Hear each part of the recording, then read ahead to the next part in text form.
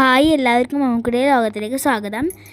ഞാനിപ്പോൾ വന്നിരിക്കുന്നത് കണ്ണൂർ ജില്ലയിലെ കൊട്ടിയൂർ അമ്പലത്തിലാണ്. കൊട്ടിയൂർ ക്ഷേത്രം 2 ക്ഷേത്രങ്ങളായിട്ടാണ് ഉള്ളത്.